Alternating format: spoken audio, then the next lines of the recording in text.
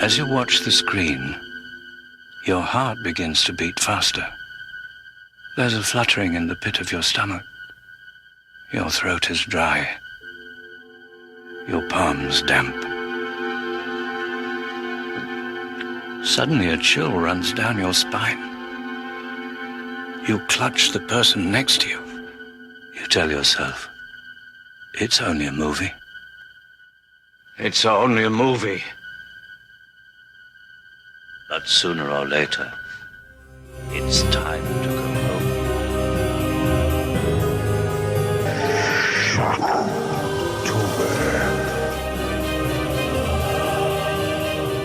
Welcome to Film Strip.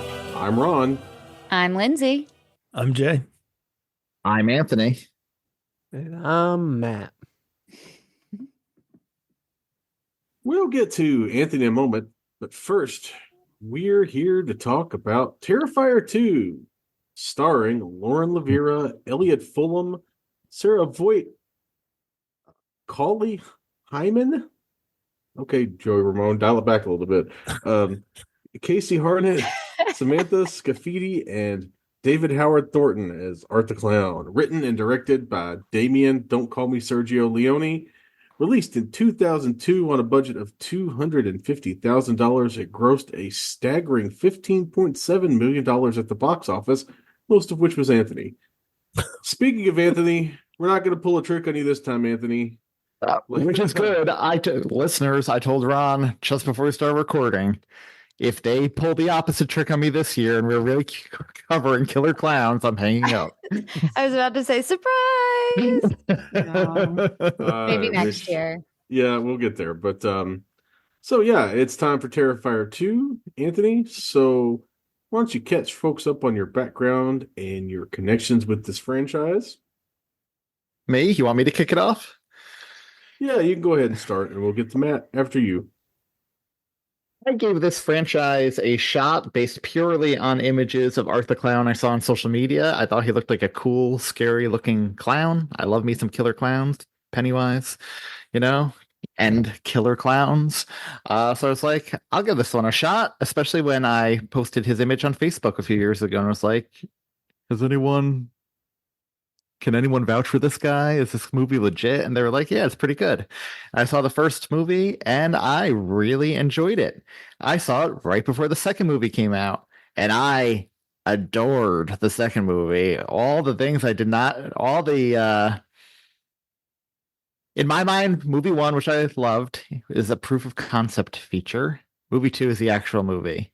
And it launched this franchise, really. I mean, look how much money it made. Look how excited people are for the third one, which is getting a wide release and has like 4 times its budget. So I'm super excited for the third one. I love this film. I think Art the Clown is a modern day slasher, is a modern day horror icon. And I'm excited to go to battle for my man, Art the Clown, aka the Dirty Hobo, as Ron calls him in this episode. Now, it's funny you should mention Go to Battle, because on one hand, we've got Art the Clown cheerleader, Anthony Caruso, and on the other hand, we have our good pal, Matt, Spalding. Matt Spalding, yes. Took me a second there. I had a senior moment. We have our good friend, Matt Spalding, who is here to stand opposite from Anthony and do battle against the forces of Art the Clown and evil. Matt? What about you? Let's have a little bit of your background and your connections to this franchise.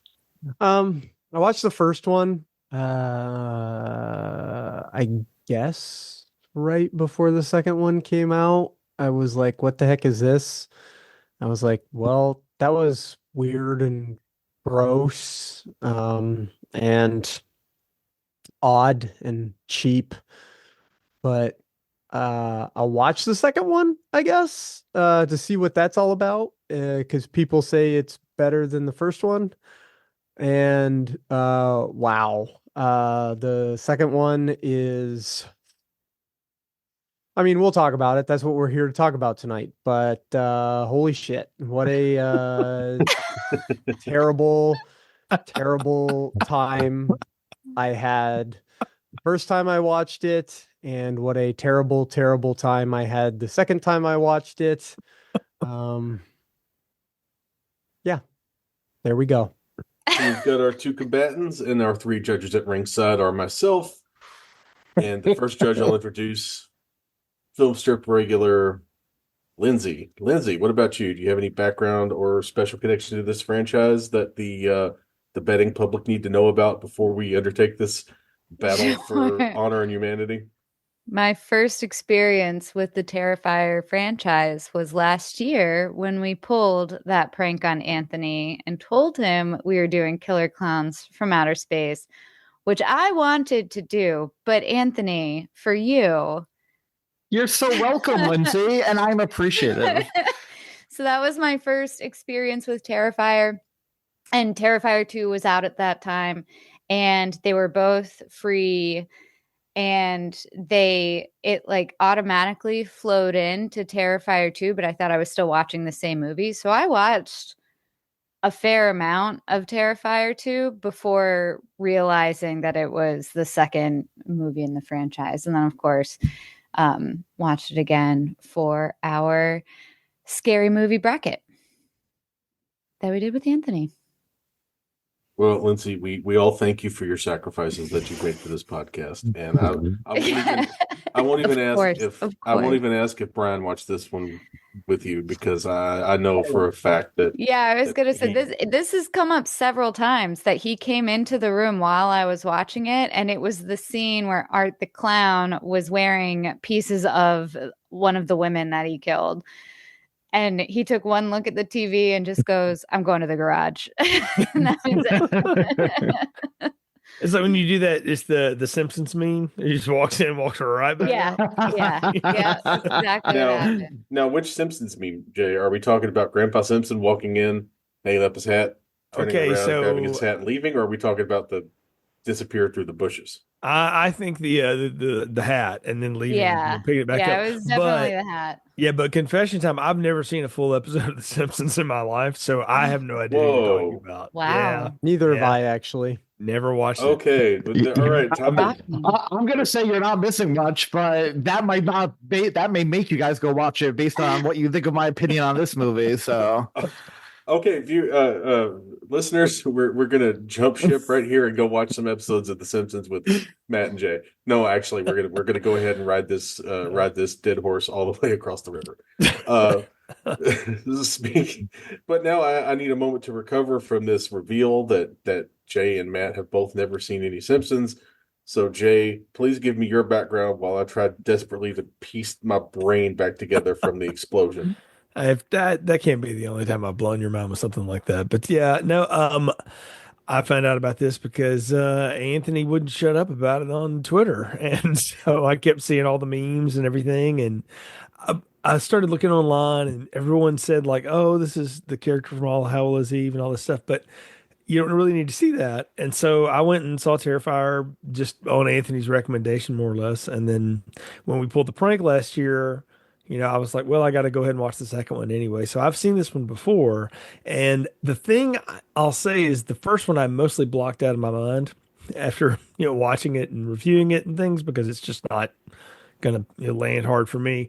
But this one stuck in my brain a lot more because I thought, oh, there's actual character here and there's like a good soundtrack. And so there were some other things. And I was really impressed that for $250,000, that's what we got. Jay, I appreciate you looking on the bright side and giving it its due where it deserves it in your mind. It'll be the last time I do it tonight, but yeah. Don't worry. I figured. It was more than I expected. Thank you. I will say this, Anthony.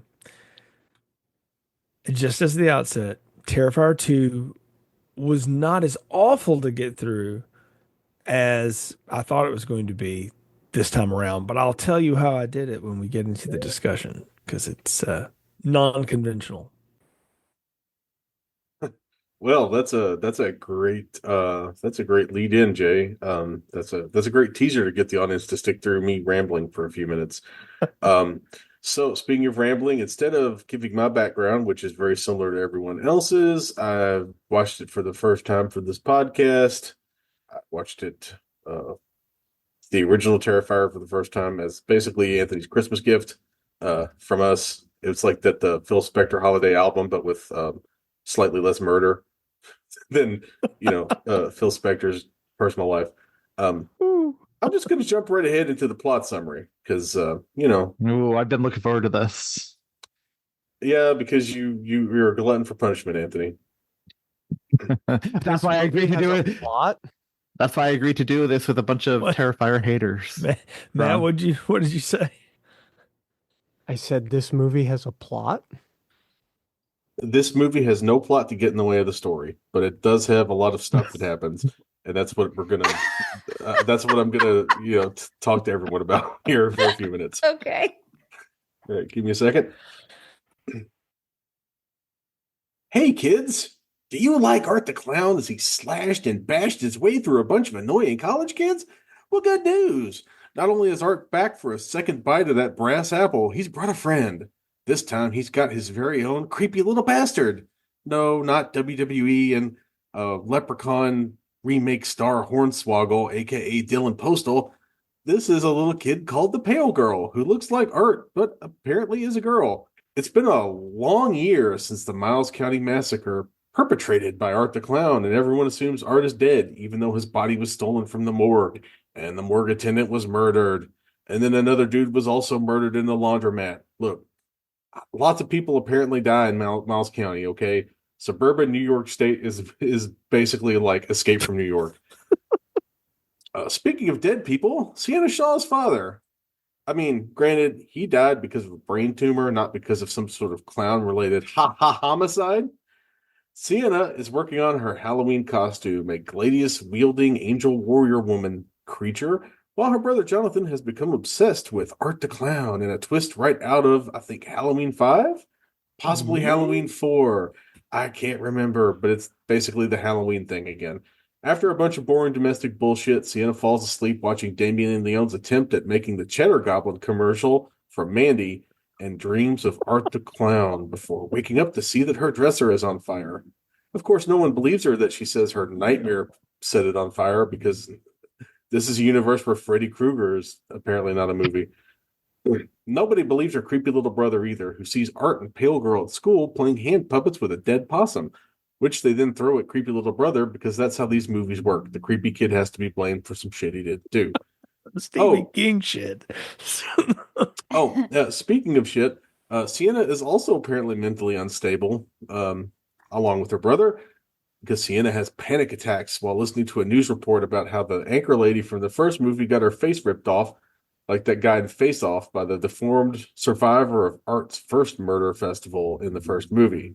Sienna and her friends still manage to go Halloween shopping because that's an important thing you do in these movies, where Sienna is terrorized / annoyed by Art for a while before she leaves, allowing Art to bludgeon the shopkeeper and then follow her friend Allie home. Some more terror annoyance later, he brutally maims Allie and then kills her mother, who is unlucky enough to come in and catch Art doing Art bullshit while still with the still living daughter's mostly mangled corpse.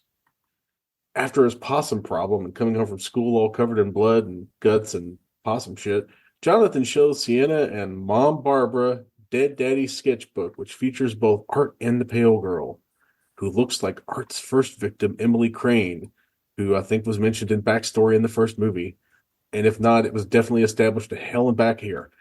Dad knew all about Art, apparently, and conceived of Angel Woman as the counterpart to Art's evil. Sienna leaves because drugs and partying. Mom predictably flips out because she works for an insurance company and thus is a huge monster bitch, hitting Jonathan, who runs off because that's what you do in horror movies. Mom goes out to the garage and finds her car has been trashed, but it's not Jonathan or the annoying kids next door, or the kids from Codename Kids Next Door, that Cartoon Network show that used to come on before I went to school. Unless one of the kids next door is Art the Clown, who cribs from Maniac and blows Mom's head apart with a shotgun, except he's inside the car firing out, not standing on the hood firing in. I guess he's also firing Art because he's Art the Clown. At the drugs party, Sienna and her other friend Brooke share some drinks, which Brooke laced with MDMA in an attempt to get Sienna to stop being so traumatized and boring or whatever. It fails because Sienna has a panic attack, and then they leave with Brooke's boyfriend, Dick Deadmeat. On the ride away from the fun, Sienna gets a call from her brother, except it's not her brother, it's CLB and Art springing a trap on her. They lure the kids to the old abandoned carnival, because every friggin' horror movie has an old abandoned carnival, telling Sienna that her brother is trapped in the Terrifier. You see, they said the thing. Everybody take a drink. Hey, no. You're right. This is the third one in this Shocktober where there's been a messed up carnival. What is our theme that we didn't know we had? Our theme is carnival decay, I guess. Speaking of decaying carnivals, Sienna goes wandering into said decaying carnival looking for her brother. Brooke and Dick Deadmeat do cocaine about it. And then when Dick Deadmeat goes to take a leak, Art stabs him 47 times in the dick before chasing Brooke into the solid bathroom and killing her too. Sienna takes a wrong turn in the spook house and gets knocked out by Art. When she wakes up, she finds that Art is doing some scalpel art on her brother's spine, and incensed that she doesn't get to be the one to carve up that little creep, she attacks Art and bashes him to death. Then they kill Art again. And again. Each time Art comes back, and each time he beats the crap out of Jonathan and Sienna until finally he gets the upper hand. Sienna gets stabbed by her father's magic sword and then dumped into one of those Houdini tanks. While Art gnaws on Jonathan, when he's not gnawing on the scenery, Sienna finds the power of Grayskull. Her wounds start glowing because apparently this universe is lousy with fucking magic, and she breaks free from the Houdini chamber. She and Art and John fight again for a little while, then she cuts Art's head off and collapses, victorious. Because this movie is too long already, CLB shows up again, picks up Art's severed head, and leaves, mysteriously not harming anyone. But, thank God, this movie wasn't long enough. We have a mid-credit sequence because they're filming the friggin' Avengers. Melt-faced Victoria starts scrawling curse words and Vicky plus Art on the walls of the nut house, while Chris Jericho looks moderately drunk and eats some weird crap at the security desk. A horrified nurse walks by and sees Vicky giving birth to the living severed head of Art the Clown, and she screams a whole lot as credits roll. I'm going to say it right off the bat, and Anthony can get mad at me. I don't care. This movie makes no fucking sense. Thank you. Perfect None sense. at all. I can explain everything in this movie. No, you It can't. makes perfect sense. Okay, where does Art the Clown's Sure, magic Clark? come from? Yeah. Is it dead? Anthony, I think you blew out your microphone. We didn't hear like half a word you said. Okay, apologies. He was resurrected by a demon. He was dead. It's very clear he was dead. He blew his brains out. You can tell from his acting, he did not expect to come back to life. By the way, he was poking at his brains and looking at himself in the mirror, all confused about what the heck just happened. And then he is thrilled about it and goes to town on the morgue attendant. I mean, you've explained the magic of one person. What about the power of Grayskull? How does this happen? Okay, so granted, and I know what Matt is going to say, so Matt, I will give you your chance to say it, and you can come at me right after, and you can all agree, and that's fine. This is an ongoing story. But all movies. Yeah, wait, hold on. I know what you're going to say. Listening to the director's commentary, which I did, and reading his interviews, this is all going to explain in 3 and 4.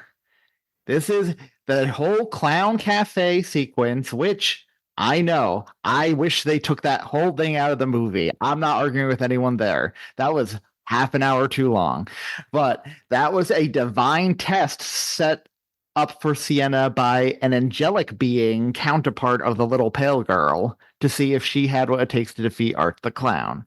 So just like Art has his little demonic buddy who resurrected him, she had some divine power resurrecting her in that moment, even though we don't meet the thing yet. Now, Matt, I agree with you. A movie should stand on its own. I'm not arguing that. Okay, good. Because if a movie can't make sense on its own and be completely satisfying on its own, it's not a good movie.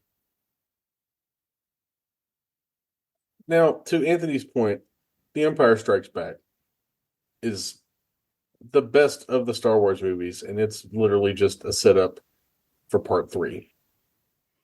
But I will not go so far as to say that their Terrifier 2 is the Empire Strikes Back But of the the Terrifier Empire Strikes series. Back Terrifier series. is, even though it is a middle part, it is a complete movie that makes complete sense and it ends in a satisfying manner where if You're you kidding? So, It ends on a cliffhanger where if they never made a third movie, nobody would be satisfied by that ending. so what you're saying, Matt, is we need to get Marshall Lucas in here to cut this movie and to a Apparently. crisp, sharp 85 minutes. Oh, that would be amazing. maybe An 85-minute Terrifier 2, chef's kiss. Well, maybe Thank not you. chef's kiss, but it would be a lot better. Right. Chef's severed lips. Now, How about that? Yeah. I yeah, want I'd to go with I that. do want to throw flowers though just a little bit. I will say Lauren Lavera really does something with the Sienna character. She's I mean, it's drawn from a lot of stuff, Lita Battle Angel, Buffy, you name it. And that's fine. I thought she brought a lot of character to it. I thought she was fun. Like she seemed to get it, and Elliot Fulham, that played her brother, he seemed to really get what he was doing. And they have to carry the movie because goodness gracious, everybody else in here is like cardboard cutout. The acting in this is pretty good, but it is all Lauren Lavera, Elliot Fulham. David Howard Thornton is always so good. I could watch him do mime work, mask work all day. And I did like the little pale girl. What was her? Amelie McLean, I think. Mhm. I thought they were both fantastic for their mime work, and their clowning was so good. I just want to watch that. Really. I will agree with you, Lindsay. I thought the four of them were absolutely the highlights. Jay, to your point, Lauren Lavera, Sienna is a terrific final girl. You didn't say that there, but you said it on Twitter before, so sorry for beating you to the lead there. I agree with you there. And they had to be good considering they were acting opposite a woman who played their mother who wouldn't get a part in a Lifetime movie of the week because she was one of the worst actresses I've ever seen in my life. No, that woman was in a Lifetime movie. It was like, My Clown Doctor Stalks My Daughter 3 or whatever. I mean, it's definitely one of those for sure. Because she had two modes, like over caring, like Troll 2 mom, and then like complete psycho woman. Yeah. So what Yeah. you're saying is she had Troll 2 mom and Troll 2 dad? Yeah, there, yes. And maybe that's on purpose. I don't know, but we can. You know what? We're giving credit to something that doesn't need it. Okay, what am I saying? Come on, this is not high, and I don't expect it to be high art, but it's pun intended. But it's. That's the fourth one. It doesn't have any through line that I can find. Like, I just need someone to explain to me that whole random bunch of scenes that Ron, really detailed out well for us in the plot summary. The only connective tissue is the one girl who gets wrapped up in it. And we don't know why. Like, it's thin, man. It's thin. But it's not The Thin Man, because that's a good movie. No, that is a good movie, but gosh, now I'm gonna. I mean, if you want to be technical, Jay, there's lots of connective tissue because you see lots of people get their limbs lots of sinew hacked off and sinews and all that kind of stuff. Yeah, I mean, I get the. Well, let me just ask the question for the room: like, what's everybody's sort of level of taste on gore in a movie?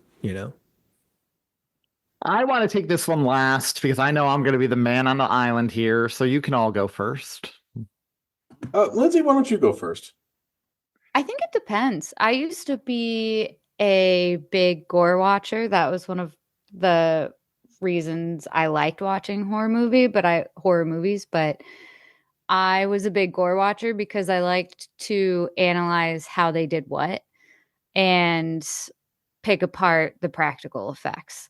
So I think it depends on how it's done. Terrifier 2 takes it to a really special level of gore. I think I was also trying to pick apart or spend a little too much time trying to figure out the supernatural aspects of it. I spent too much time doing that to, I think, appreciate some of the other pieces. It was just like, oh, I guess he's strong enough to rip a woman's head in half like a phone book. So there were some unique choices for sure. I mean, if you In follow- general, yeah, it's a lot of gore, but That's What, fair. what about you, Matt, as the person who reminded us all in the most recent horror bracket how great Red Dragon is, primarily because of some of the crazy gore scenes? What did you think about the gore in this movie? I think there probably is an upper limit. Red Dragon does have some gore, but it's not like lingered on or anything like that, and it's not. I don't know. I think Terrifier 2 is above my upper limit of gore for sure. Because at some point for me it just becomes a matter of, well, why? Like, what are we doing here? Like, what is the point of this? Like, this isn't scary, it's just gross, and I don't necessarily think it's very effective. It's really hard to I guess it's really hard to quantify in words. You know what I mean? Like, I don't know. I would think agree can, with you too, Matt. I think it's Yeah. a little above my upper limit. I think as I can well. quantify. I think I can quantify that in some words for you here, Matt. And the words I have is how many times you're going to hit that puppet with the rubber hammer while corn syrup splatters everywhere. We Mhm. get it.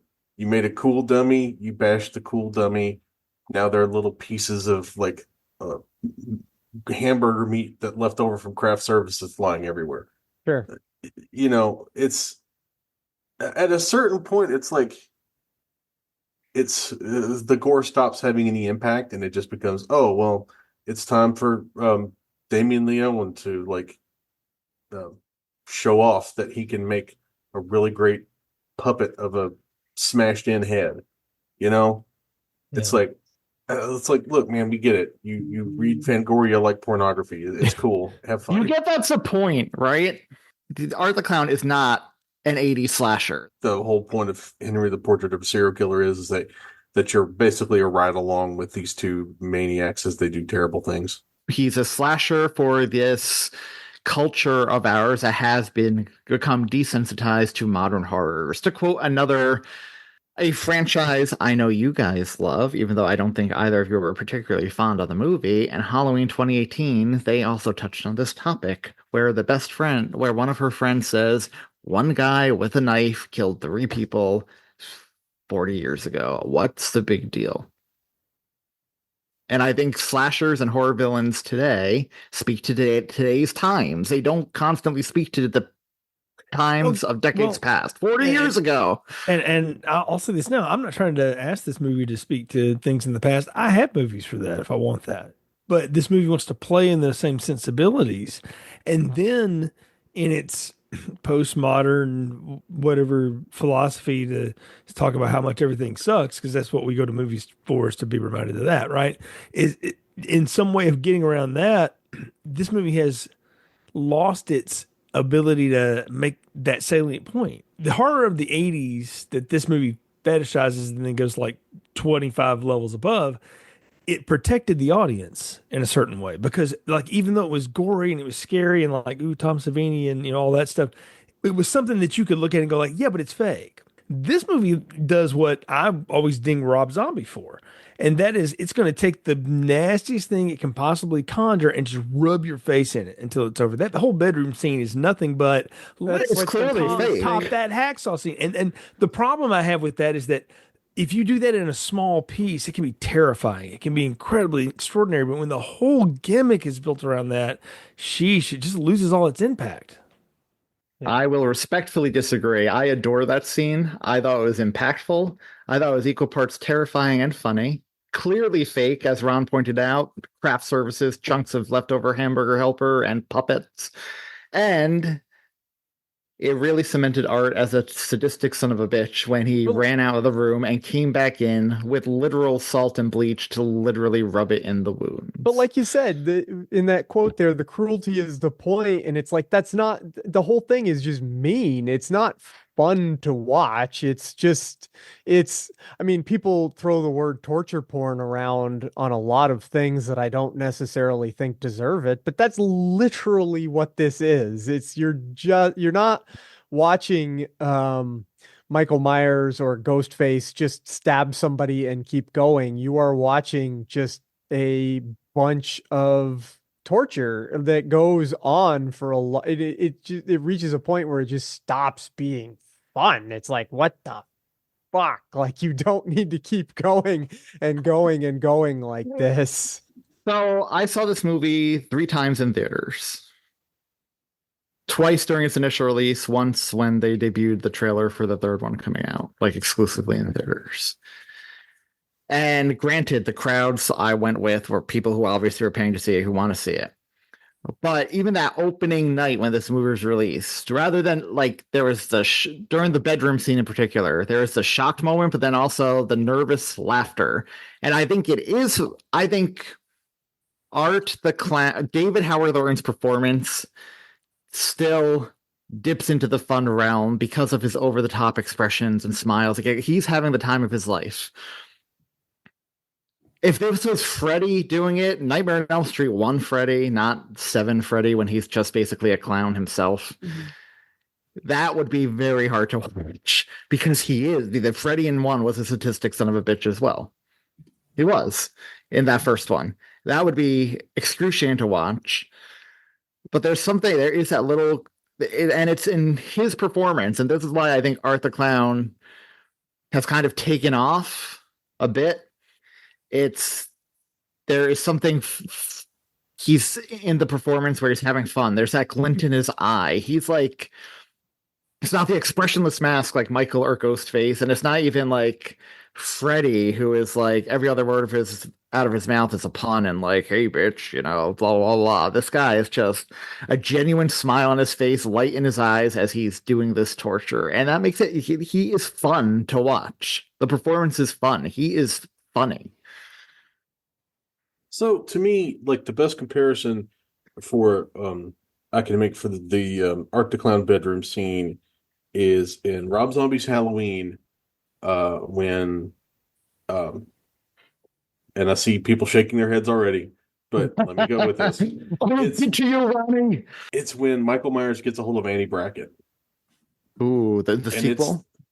Yes, and it's the most in the first one when she gets all scarred up and stuff. Okay. The sequel is its own separate discussion, but it stuck out to me the most because it's a similar kind of, we're going to put this girl through the ringer. She's going to be screaming and crying and begging for her life. She's going to get stabbed and slashed and gashed and cut up and whatnot. And to me, what makes that scene work in Rob Zombie's Halloween is that that's the worst scene of the movie, right? And to me, why it doesn't really work as well in Terrifier 2 is because we've already seen, by the time we get to that part of the movie, we've seen at least 3 people get eyeballs cut out or gouged out or stabbed out, right? Okay, Lucio Fulci, how many more times are you going to stab somebody in the eye? I was like, this is giving Black Christmas. Yes. Yeah, Black Christmas works. I mean, Black Christmas is just an American Giallo movie anyway, but see, that's the thing. Like, at a certain point, it loses its impact, and I think that's a detriment to this movie because I know that they had this increased budget, and I know that they spend it all on these special effects because they clearly didn't spend it on the actors. Well, not just the special effects. You could tell it had like production value in general, not just the effects. It's better shot too. The cinematography, it is better shot. It does look better. Clearly he watched some Walter Hill to get the wet streets look. Yes, that he's going for. It does look much, much better. I will say that. But also, like, of the $250,000 budget, $50,000 of it was cinematography, and $100,000 of it was straight up special effects. We know that they spent the farm on the special effects, and to me, that's the flaw of the movie. Is that when you're the writer and the director and the special effects guy, there's no one there to say, okay, you've made your point. That's enough. Let's move on. I know you've got, another 5 gallons of corn syrup, but let's save it for the Terrifier 4. I mean, I'm not saying any of this is bad either. Like, as just a setup, like you could cut this movie down to 85 minutes and you cut out some of the, over the top gore in it while leaving the sense of it at least in there. And you've got a real like tight kind of fun movie. It's just the fact that it's buried under 2 hours and it goes on forever with no real reason to do it other than just do it. I won't 2 hours argue with and you like about 18 that. minutes. I won't argue with you about the length. It is self-indulgent. I'm not going to argue about that. But I enjoyed the gore, and I enjoyed the setup and aftermath of some of these kills. I loved the Halloween shop scene.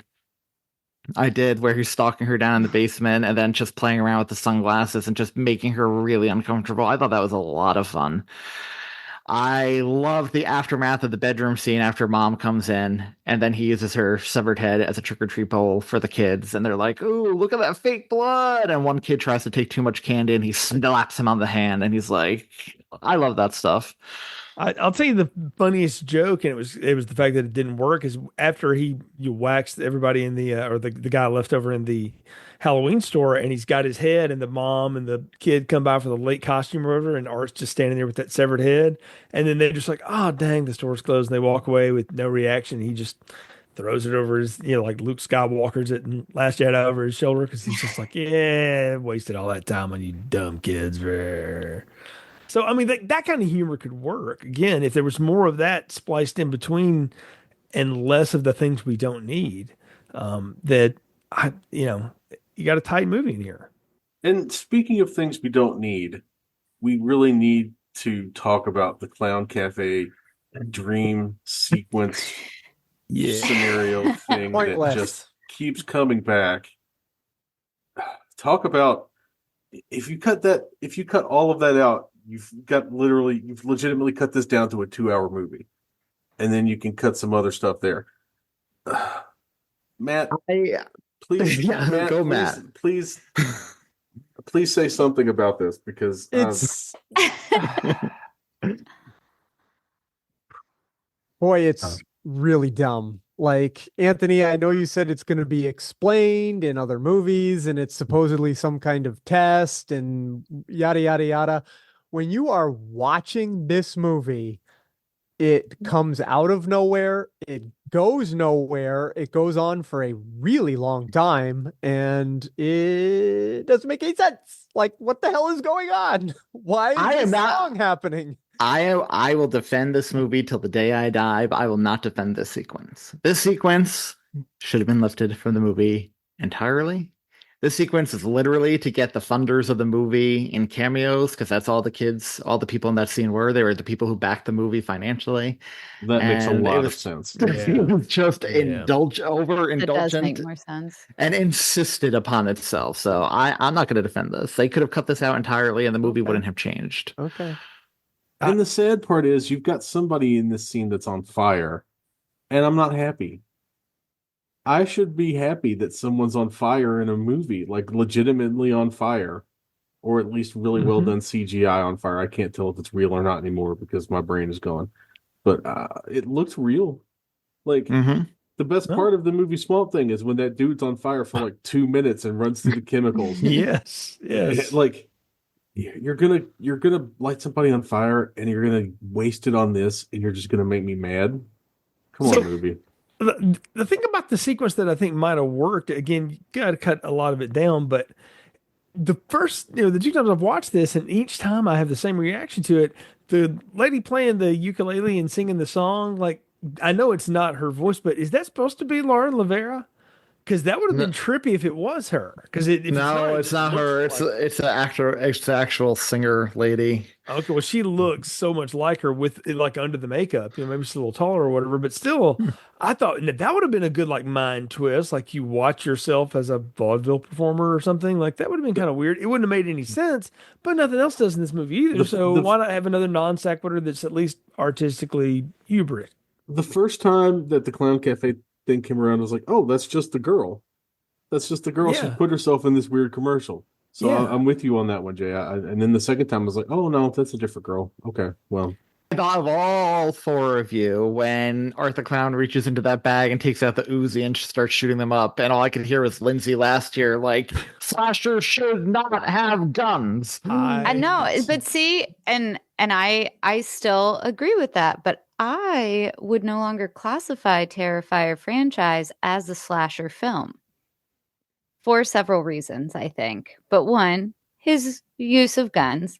It's not, but I guess you could call it a slasher film for the 2020s if we want to go there.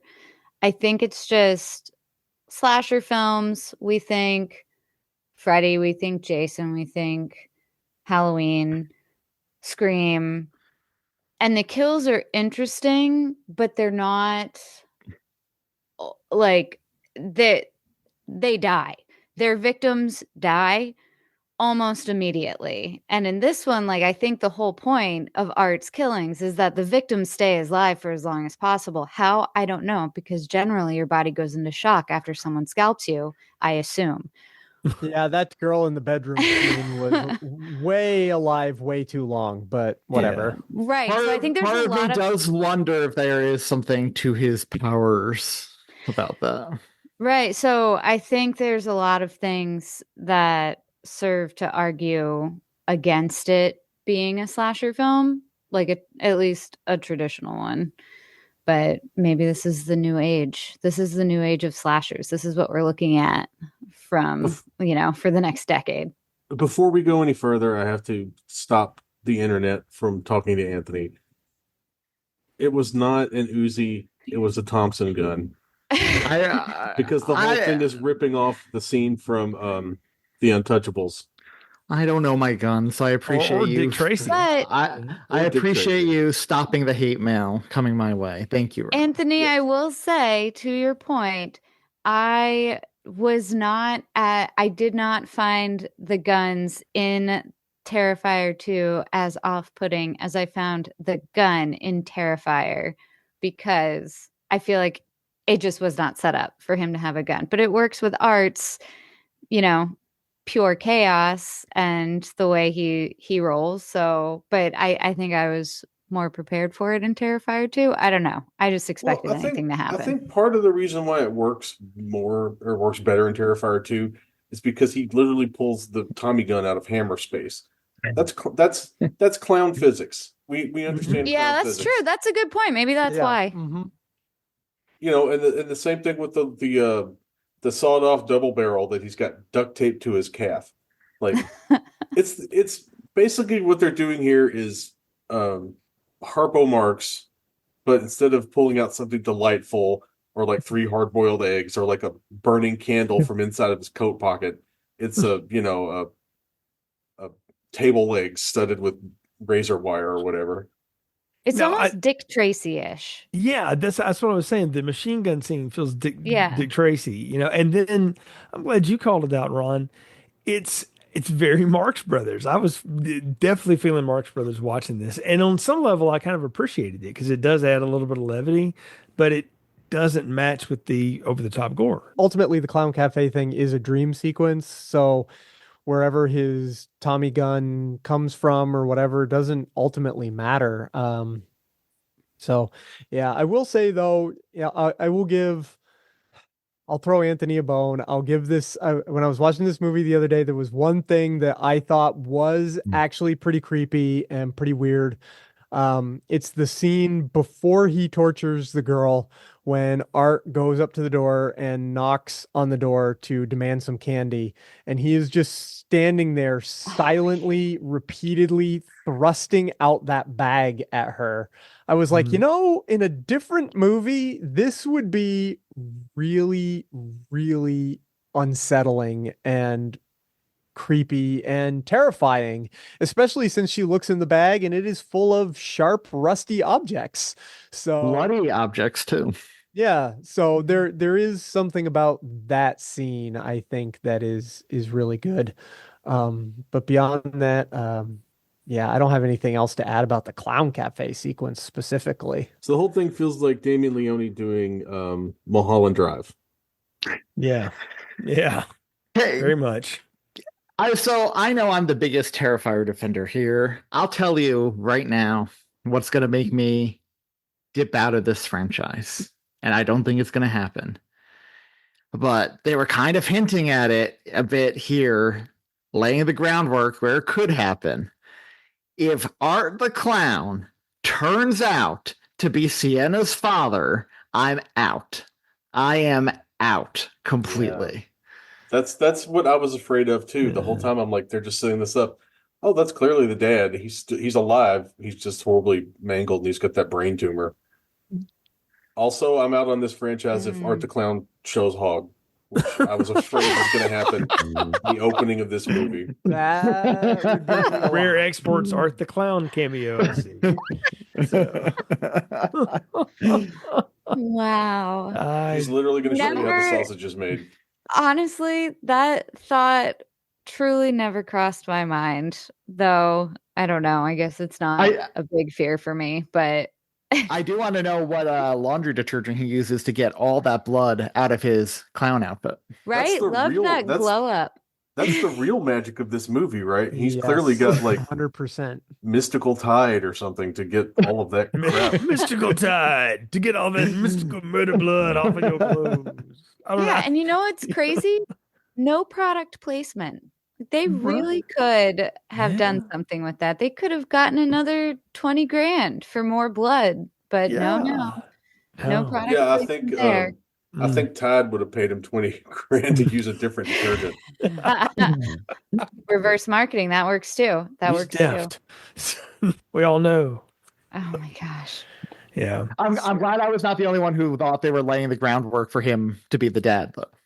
Oh yeah. No, I'm with Ron. I thought they were like playing it almost too obvious, which made me turn my mind around on it. But Mhm. Especially when you get all the backstory from the friend, like how the dad became abusive toward the end of his life before. I was like, yeah. I don't like where this is going. Hmm. I guess I got to agree with Jay on this one. It seems almost too obvious for that to be what's going to happen. It's just I mean, then of course you say it sounds too obvious and then that'll be the thing that happens, but it does seem too obvious. Look, I watched 11 seasons of The Walking Dead and I watched 8 seasons of Game of Thrones. Sometimes the people who are the power behind these shows think, oh, I'm setting this up perfectly, when it's no, you're beating me over the head with this. Or it's like, I'm setting this up perfectly, and it's like, no, you didn't set it up at all. Daenerys just went crazy randomly because you thought you had a plum job doing some Star Wars shit, and then they took it away from you because you crapped your pants so hard doing season 8.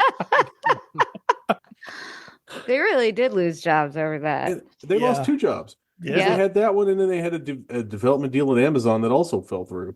Yeah. So literally, those 2 guys like rushed their way through their biggest job, only To get to the next ones. to fumble the next 2 jobs that if they had taken another year to do a proper like season 8 of Game of Thrones, or even a season 9 for that matter, their careers would have been so much better, and people would remember that much more fondly.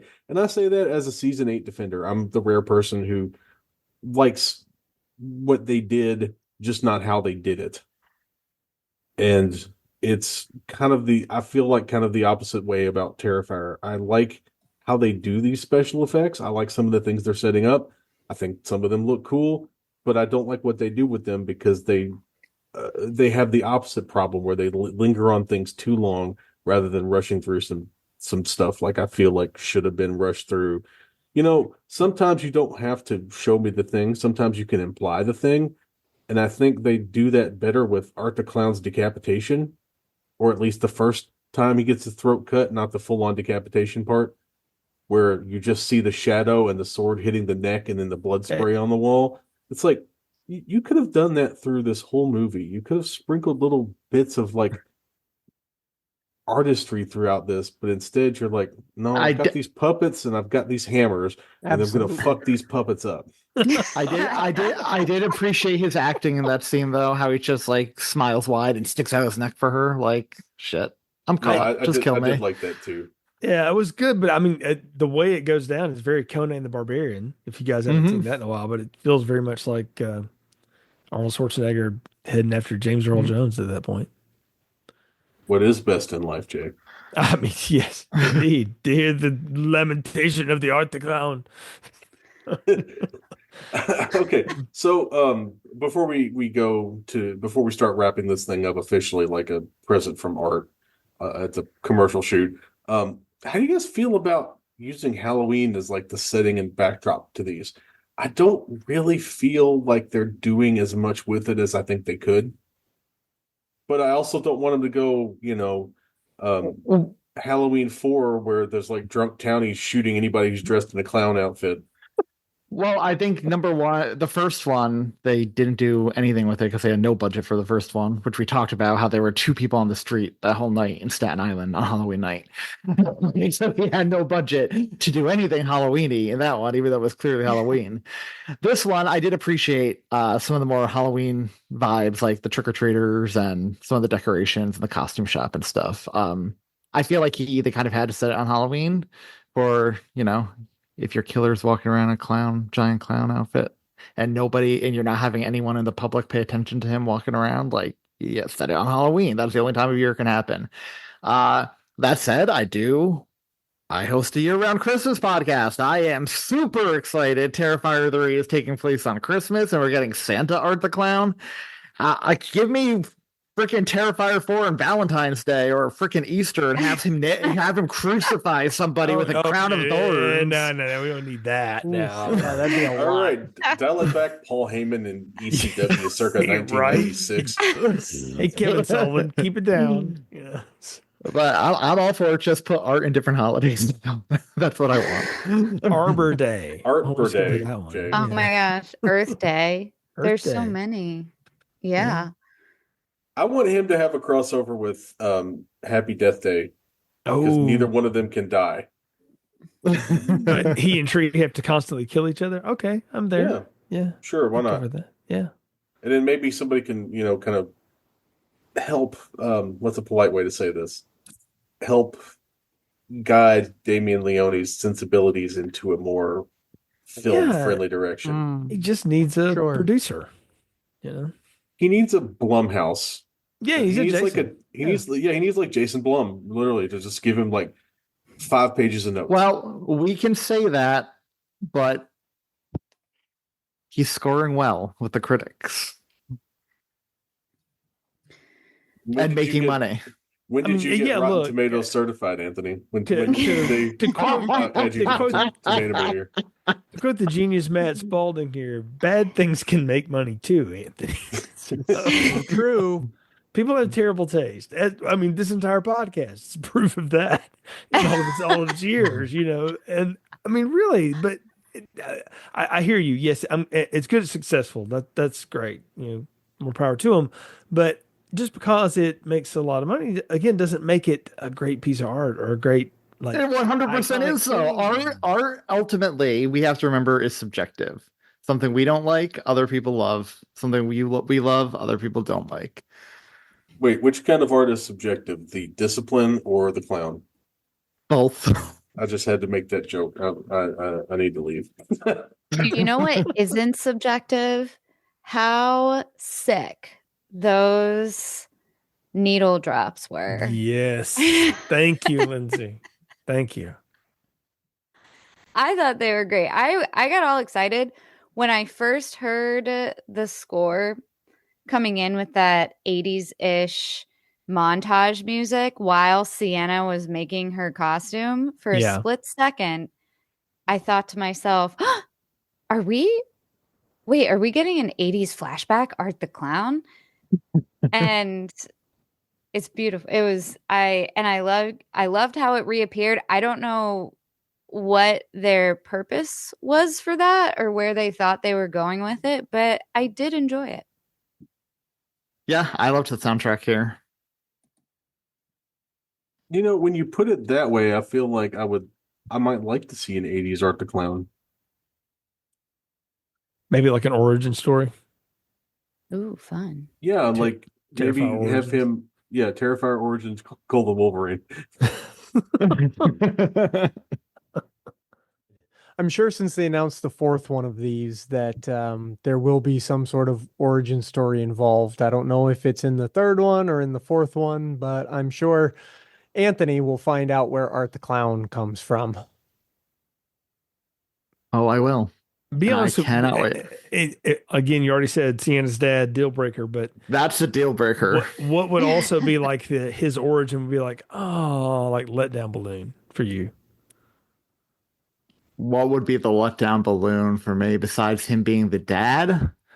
Yeah, just in terms of his origin, whatever it might be, I don't know. I hope he's not an actual just like don't go the stereotypical, oh, show me art in high school being bullied and he was like a little sad kid with no friends and he runs away to join the circus and become a circus clown and his murderous tendencies come out. Don't give me that bull crap. I wouldn't mean- mind a circus scene.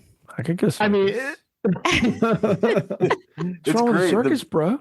The people who are the person who is pro I Terrifier don't know is how like, Mark I Wahlberg want to came go to the by, circus, but and then everyone else is like, "Oh yeah, art in the circus. Let's You do could it." do so much with that. I think the circus is coming. If the Emily Crane was murdered at the circus, apparently, according to those newspaper articles in the movie. but Does Sienna die in the Houdini booth? I kind of feel like and then she goes in the Apparently. bantha tank Yeah. and is resurrected. She falls into hell, right? That's what it was, right? She appeared in her dream. That's what I assumed it was. Yeah, See, I thought it might have been that thing from DC Comics, the pool where you get resurrected. Oh, the Lazarus pit. Yeah, the Lazarus Pit. I thought maybe it was some sort of that was like the secret to Art's magic, and how he keeps coming back because he's got a Lazarus Pit there in the carnival. at this point, I'm betting it's some like lame It was- cult with a it- tattoo on his wrist or something like It, that. it was clearly the sword that brought her back around. The magic Yeah. sword. Sword. Because she was love. stabbed with it. Now, here's a question. Anthony, did Art know that the sword was magic and would bring her back? And that's why he stabbed her with it specifically? Or did he just stab her with it because he's Art the It was Clown and- there. Okay, yeah. I don't Yeah. think he knew it was magic.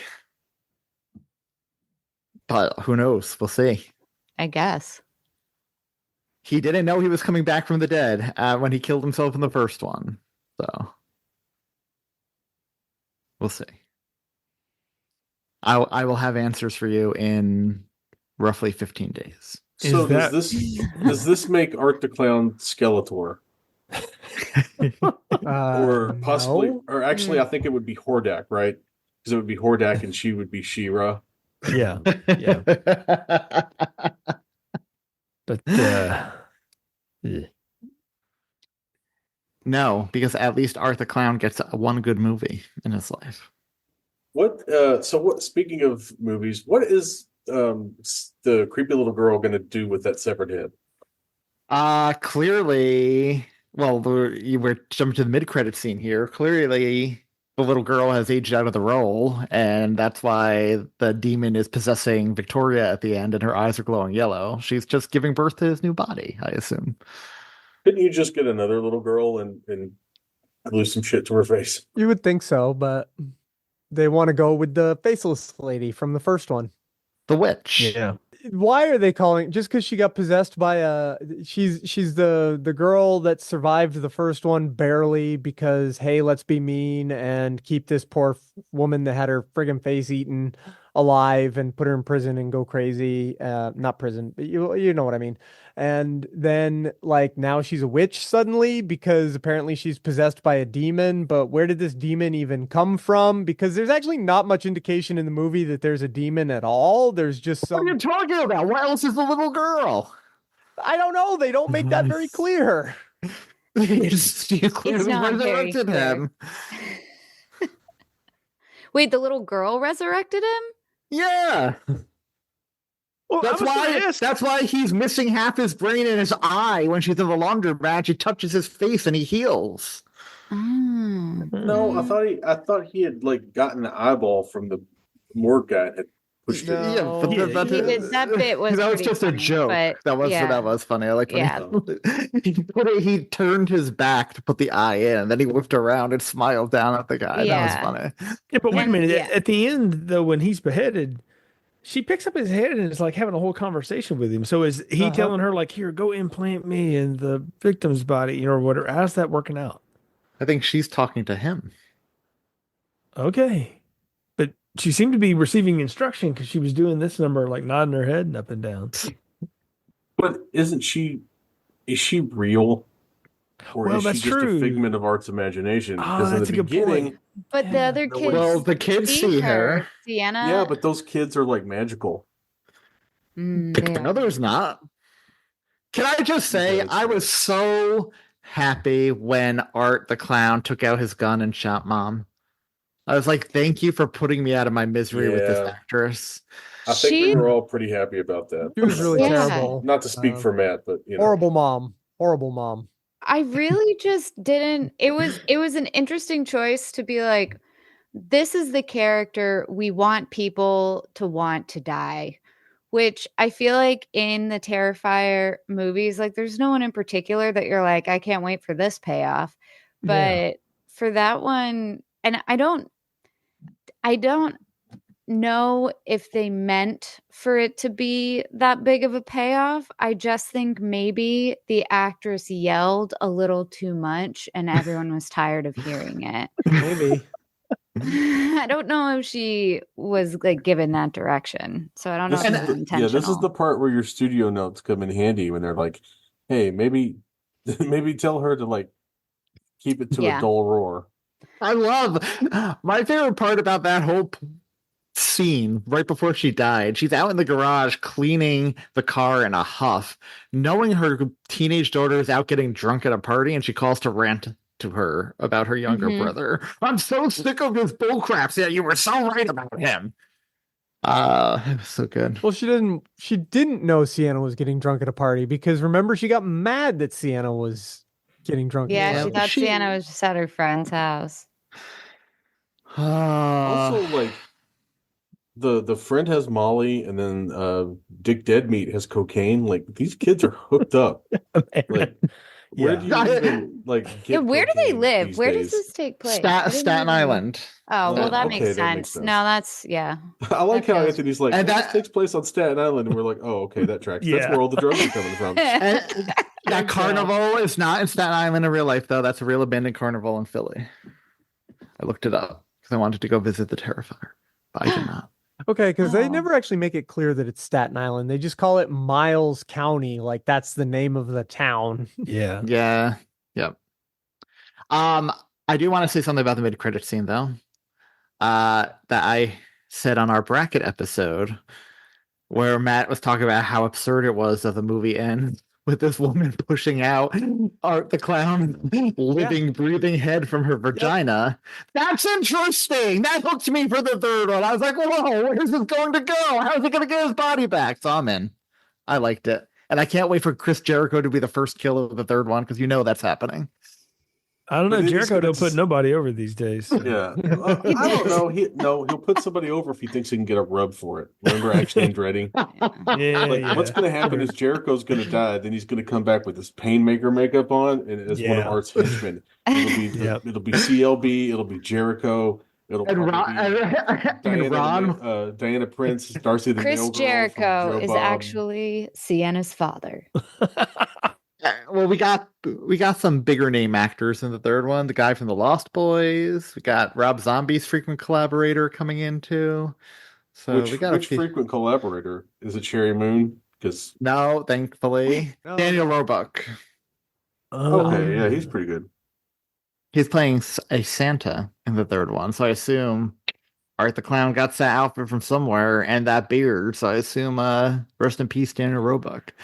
I mean that outfit did look pretty rough. That looked like Dan Aykroyd trading places. You know. And if you notice, that beard still has skin attached to it, so he ripped glue and skin off somebody. I gotta say I didn't notice that, but now I think about it and I want to hit you because you made me think about that longer than I should have. As someone who once wore like glue on Jason facial- Patrick from the Lost Boys. That's who's going to be. in the third Oh, one. okay. So it's not Corey Haim. And Tom Savini is also going to be in the third one. Oh, that's pretty They good. should Okay. put Corey Haim in something. I want Corey Haim to be in Terrifier 3. As Also, himself. Clint Howard is also in the third one. Yeah, but Clint Howard. If We won't do any. Yeah, I I was know. gonna say, I yeah, know. Clint Howard. Come on now. you could get Clint Howard to show up at your deli for a free sandwich, Anthony. But apparently, the brother Strauss can't get Adam Baldwin from AVP to do a cameo in AVPR to tie it together. Yeah, but they could probably just replace him with like one of the Baldwin brothers and just not tell anyone because people think they're related anyway. Even I though they're know, not. right? Not remotely. Mm. No. Look, if you want Animal Mother, you got to pay. Good call. Good call. Anthony, how many Terrifier movies is it going to be before Art goes to space? Well, one thing I appreciate about Damien Leone, and this is me being dead serious, and I could tell from all your smiles you think I'm going to be joking, but that's okay. I appreciate that he has a clear vision and plan where he's going here, and he said he does not want to do endless movies like Nightmare and Friday and Halloween that go on and on and on. He only has a plan for 4 or 5 most, and he has a definitive ending in mind for Art. So I don't think we are going to get him in space. I think before the space happens, I think we will get a more mainstream remake in 40 years with in your mind, probably a more competent director who tones down the gore, but takes the character. I don't think he's an incompetent director. I just think he's a bad producer. Well, he did say in an interview recently for the third one, a few major studios, including Universal, asked to buy the rights so they could remake the original Terrifier with David Howard Thornton, just more mainstream. And did he say yes or did he tell him to go to hell? He told them to go to hell, clearly, because he made a third one independently. You know, and I can respect people doing things. You do it. I can respect that do-it-yourself ethic because, you know, as a bunch of podcasters here, all we do is we basically do these things to entertain ourselves. But speaking of entertaining ourselves, it's time to entertain our final thoughts, recommendations, and popcorn ratings for Terrifier 2 Electric Stabaloo. I would like to go I would like to go last, so we end the show on a positive note. So how about everyone else go first? Don't presume. Well, you're just saying that, Anthony, because you looked at the format and you know you're supposed to go first, and you want to get the last word in by going after Matt. So, Matt, would you like to go first? Yeah. Guys, I can't give this even a small popcorn because a small popcorn is still popcorn. So I'm going to give this a bag of licorice flavored jelly beans. Wow. Ooh, Wow. Whoa. Oh, Nice. I think I it's like licorice really jelly bad. beans. I think it's really bad. I can't wait to never watch it again.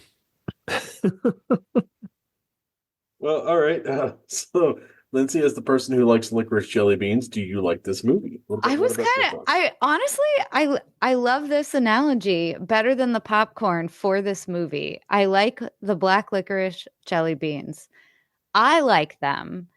I know several people who also like them, but I also know a lot of Okay. people who vehemently hate them.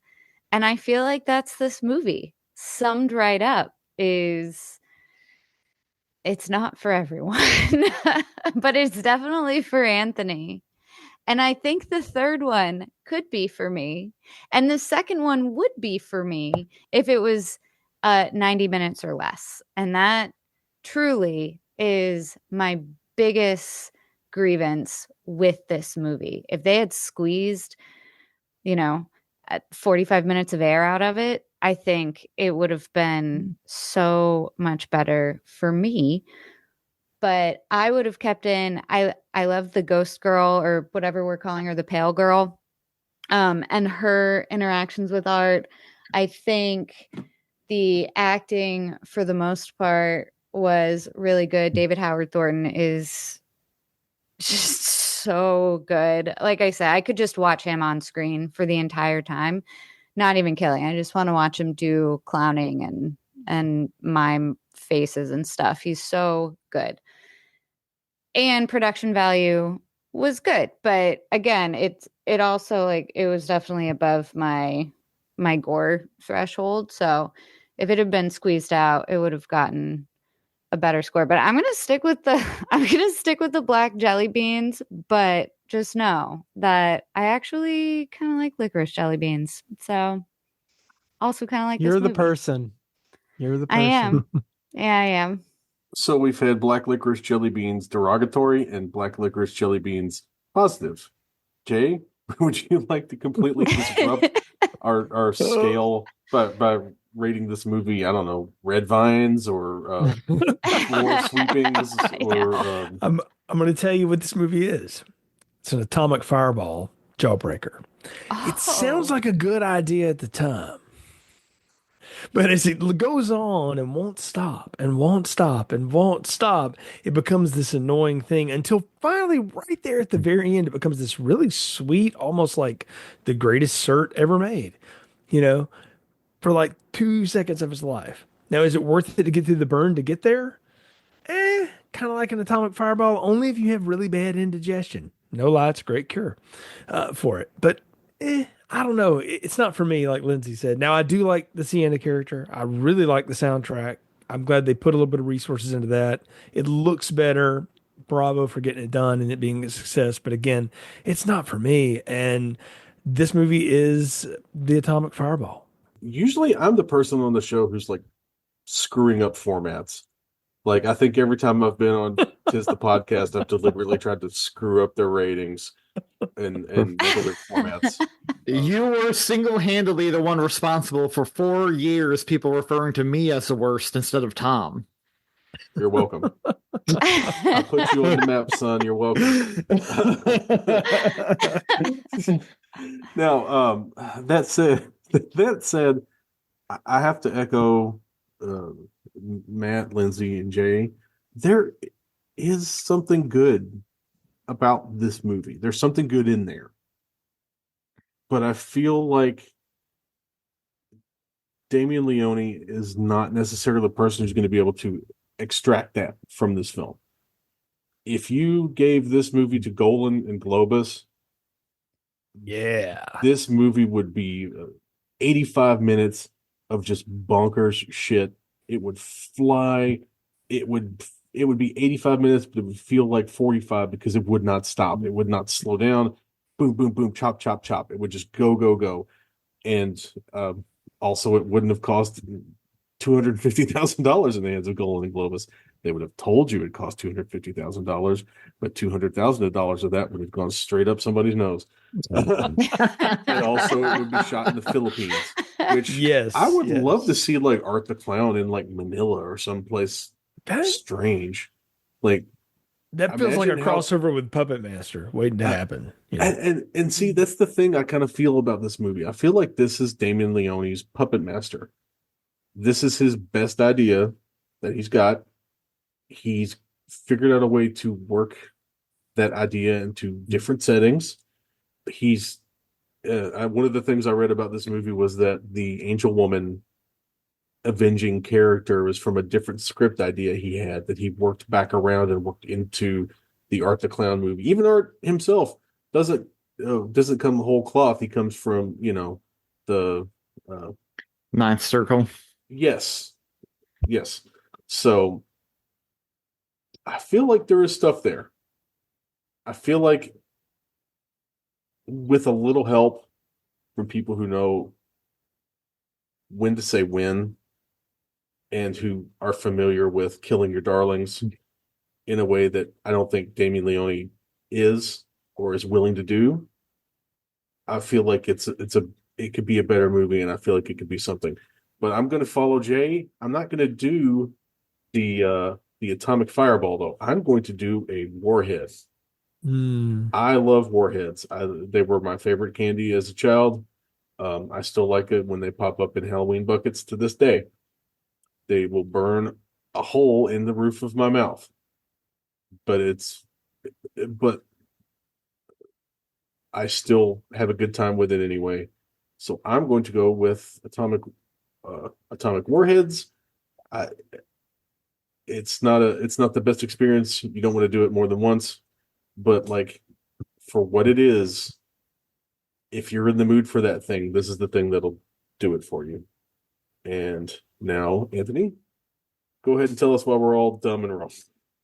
No. Art is subjective. I think Lindsay was very fair to this movie tonight.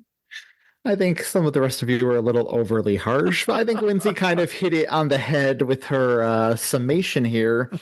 That but unlike Art, she didn't just keep hitting him on the head over and over again because we got the point the first fucking time. Can I just say my favorite when I was editing our bracket episode, I laughed and I laughed and laughed at Matt going off on this movie when he started singing the Clown Cafe and did like 5 verses of it, and then he was just like, should I keep going because the movie fucking does.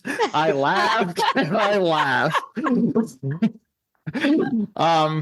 But no, like this movie is not for everybody. This is a very but it's for me. I adore this movie. I adore Art the Clown. I think I've said it before on social media. Like this movie's not perfect, but I love it. It's overindulgent. It's overlong. The Clown Cafe can be lifted right out, but more of it works for me than not. And Art the Clown is a character that deserves better than the franchise he's in, both his design and his aesthetic, and David Howard Thornton's portrayal. And I stick by that. I wish he got better movies, but I am happy with the movies we're getting. And I am happy that they are resonating with the public, and that a movie that was made for $250,000 grossed so much to the point the third one is getting a wide release, and is actually pretty highly anticipated and getting popcorn buckets and tie-ins and everything like that. So I'm excited for the third one. I saw the trailer on the big screen last week with my friend Greg. It was my first time my friend Greg saw the trailer. And he leaned over to me and he was like, it's like you were the sole member of the focus group for Damien Leone when he was making this movie. Art the Clown, check. Halloween vibes, check. Set at Christmas, check. Hot brunette, check. And he made it all for me. And I'm fine with that. I know I'm going to love the third one. And I can't wait to get some answers to who or what Art the Clown is in 10 days, 15 days, whatever. I'm going to stick with the traditional film strip rank. I appreciate Jay, Ron, Lindsay, you guys having me on your show to defend this, who I believe is a modern horror icon, who I would give one of my 4 spots on Mount Slashmore to. And wow. I do appreciate it. So I'm going to stick with the traditional film strip ranking system. And as I gave the first Terrifier to Jay's amazement, I will so give the second Terrifier an extra large popcorn with all the trimmings, because I love this movie and I have watched it multiple times this year already, and we'll watch it again before Halloween. And I'll just wrap up by saying this. You don't have to take my word for how good this movie is. I will refer you to Richard Newberry's opinion piece in The Hollywood Reporter from July 5th, 2024, in which he lists the best slasher movies of the decade. He lists the top 15, I believe, and Terrifier made the top 10. Now, see, if I hadn't already forgotten that Art the Clown was getting a specialty popcorn bucket, I would have rephrased the popcorn ratings by saying, what are you going to put in your Art the Clown popcorn bucket here? But because that had already escaped my mind, I have failed everyone, and I apologize. That's all right. Except that, speaking of things that I should apologize for, Anthony, what do you have to promote before we get to our closing? Why do you have to apologize for this? Because for 4 years, I turned you into the worst, and everyone ran with it. Yeah, well, I think that's finally reverted back to Tom, thankfully, right now. But you can check me out at Tis a Podcast, a podcast determined to keep the Christmas spirit alive 365 days per year. You can find links to our show and all our social media at linktree.com/tisapodcast. Right now, we are in the midst of spooky season. We covered Totally Killer. We just recorded our episode on Abigail. Scream 4, Halloween Kills, Monster Squad, Beetlejuice are all coming up. So lots of exciting stuff. And I have another show called DC Unlimited, talking all things DC Comics and movies with my buddies Chris Evans and Phil Walsh. And you can find me here on Jerry D's show, Matt's show. Find me all over the place. Just, check me out. Speaking of Matt's show, Matt, what would you like to plug, sir? I have two podcasts. One of them is Two Broke Geeks with my friend Justin. It's just kind of a general pop culture nerddom podcast. My other podcast is North Pole Radio. It is mostly about Christmas performers, a little bit about Christmas entertainment. Both of them, for the foreseeable future, might not have any content coming up, but they are there if anybody wants to check them out. Oh, and check out, if you want to hear more of Ron and Lindsey and Matt, check out our Tis a Podcast, our big bracket, scary movie bracket episode, where we pit scary movies against one another and argue which is the best ultimate scary movie. We did it with our friend Kendall as well. This is our second year in a row, and hope to make it an annual tradition. Jay, we got to get you on one year, man. I think it turned out well, but don't take my word for it. Jay is Mr. Horror Movie Aficionado, and he messaged me.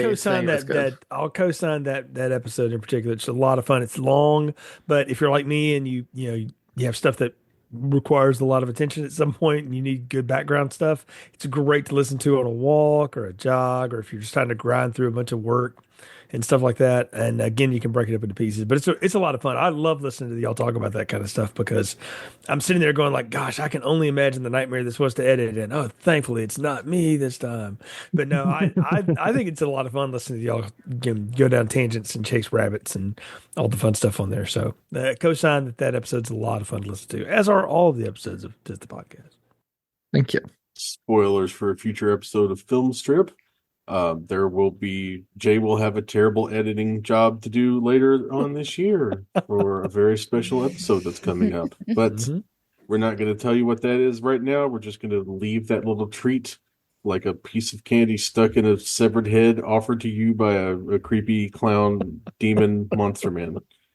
And speaking of creepy clown demons, you could follow the show's social media at Film Strip Pod. We're on all the things. There you will find announcements about upcoming shows and a link to our Letterboxd page, which contained our entire list of reviews. It is wildly out of date. One day I will fix it. Go to filmstrippodcast.com to link to our distribution site where you can find us on the podcast platform of choice. Apple, Spotify, Google, etc. Wherever fine pods are casted, our pod is also there. Please share the show and like it. Leave us a positive review as it helps other people find the podcast. For Jay, Lindsey, Matt, and Anthony, I am Ron. Thank you for listening to Film Strip.